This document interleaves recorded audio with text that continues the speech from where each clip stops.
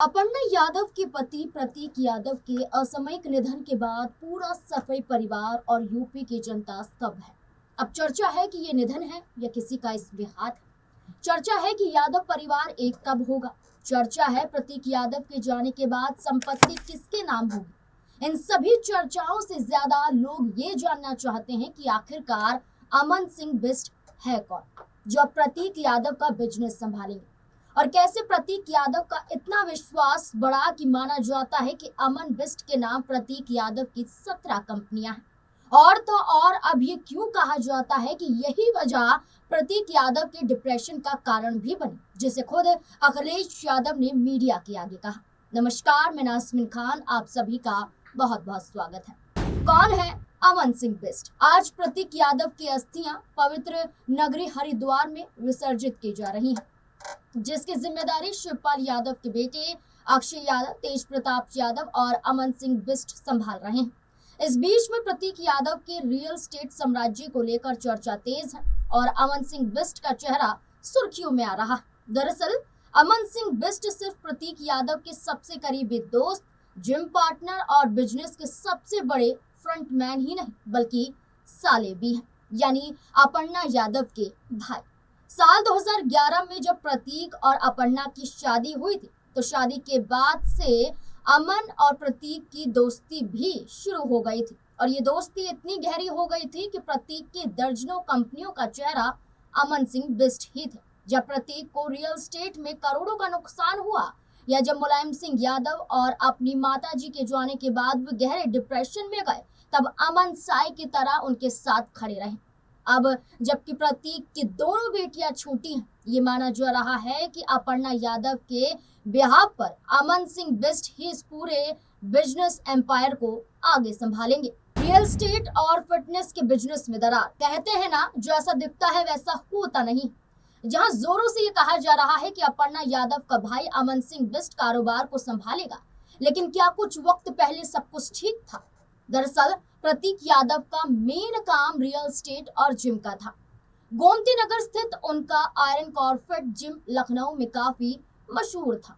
इस कारोबार में प्रतीक की पत्नी अपर्णा यादव के भाई अमन सिंह बिष्ट उनके सबसे बड़े पार्टनर थे। साल 2012 से 2016 के बीच करीब 17 कंपनियां रजिस्टर करवाई गई थी, जिसमें अमन डायरेक्टर या डिजिग्नेटेड डायरेक्टर थे, लेकिन पूरे बिजनेस का कंट्रोल प्रतीक यादव के पास था, जिसके बाद से एक नई कहानी दोस्ती और परिवार में दरार का कारण बनी। सपा शासनकाल में मिला फायदा। 2012 तब तक तो सब सही था, क्योंकि 2012 में अखिलेश यादव के मुख्यमंत्री बनने के बाद यूपी में विकास, इंफ्रास्ट्रक्चर और रियल एस्टेट को बढ़ावा देने का दावा किया गया था। इस दौरान बिजनेस में प्रतीक को फायदा भी हुआ था, लेकिन विपक्ष यानी उस वक्त बीजेपी ने लगातार परिवारवाद, भाई भतीजावाद और सत्ता के दुरुपयोग के आरोप भी लगाए थे, जिसके चलते अमन सिंह बिष्ट का मामला इसी आलोचना का हिस्सा भी बन गया था।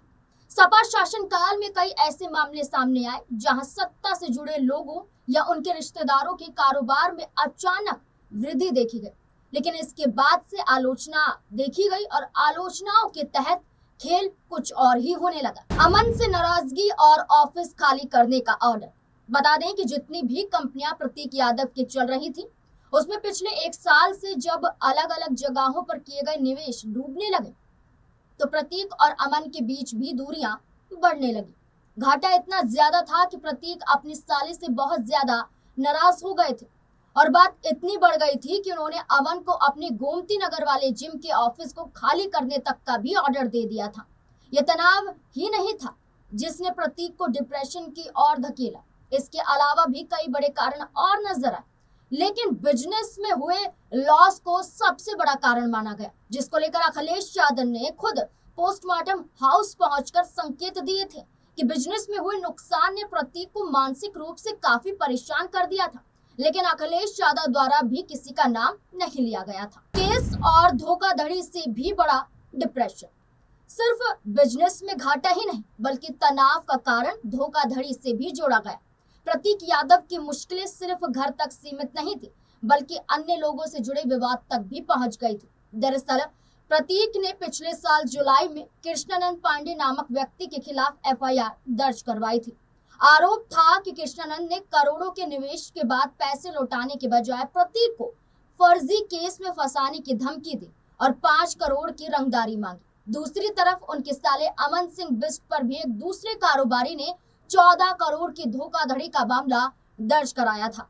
इन कानूनी पचड़ों और पैसों के डूबने से प्रतीक को मानसिक रूप से बहुत परेशानियां हुई, बहुत डिप्रेशन झेलना पड़ा, जिसके बाद कहीं ना कहीं आज भी ये कहा जा रहा है कि प्रतीक यादव बढ़ते तनाव की वजह से बीमारियों में घिर गए थे। बेटियों संग विदेश जाने की तैयारी। सिर्फ यही नहीं, प्रतीक का एक बहुत बड़ा निवेश नोएडा के किसी बिल्डर के साथ भी फंसा हुआ था। उस कारोबारी ने प्रतीक के करोड़ों रुपए लौटाने से साफ इनकार कर दिया था, जिससे प्रतीक डिप्रेशन में और ज्यादा चले गए थे और दोस्त और साले होने के बावजूद भी कोई मदद अमन सिंह बिष्ट नहीं कर पा रहे थे।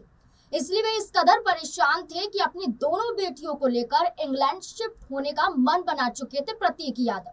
वे बस अपना फंसा हुआ पैसा निकालना चाहते थे ताकि बाहर जाकर नई शुरुआत कर सके। अंतिम समय में साथ दिखे अमन। हालांकि प्रतीक यादव के अंतिम समय में अमन सिंह बिष्ट उनके साथ दिखे। अस्पताल से लेकर पोस्टमार्टम हाउस तक अमन को प्रतीक के साथ देखा गया, जबकि आज भी हरिद्वार में अस्थि विसर्जन के लिए अपर्णा यादव के साथ उनके भाई अमन सिंह बिष्ट को भी देखा जा रहा है।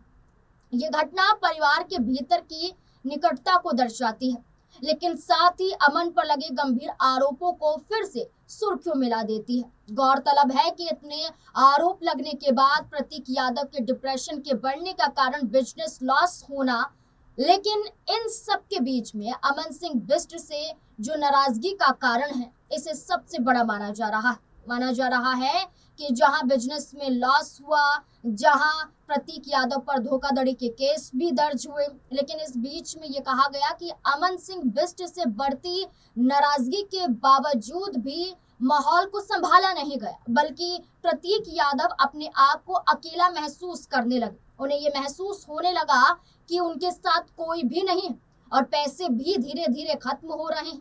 लेकिन ये माना जा रहा है कि अब भी ये कहा जा रहा है कि अमन सिंह बिष्ट ही जो भी बचा कुचा प्रतीक यादव का साम्राज्य है, कारोबार है, उसे अमन सिंह बिष्ट ही संभालेंगे। हालांकि ये देखना होगा कि जितने आसानी से ये सब कुछ बता दिया गया है, विवाद भी सामने आया है, क्या इस पूरे मामले की जांच के बाद कोई सच बाहर निकल पाएगा? क्योंकि ये कहा गया है कि पुलिस द्वारा प्रतीक यादव का कमरा सील कर दिया गया है, लैपटॉप और फोन पुलिस ने कब्जे में ले लिए हैं और उस पूरे मामले की जांच भी चल रही है। लेकिन इस बीच में अमन सिंह बिष्ट का नाम सामने आना और ये कहा जाना कि प्रतीक यादव के कारोबार को वही संभालेंगे, एक बड़ा सवाल छोड़ जाते हैं। इस पूरे मुद्दे को लेकर आपको क्या लगता है? अपनी राय कमेंट सेक्शन में जरूर दें।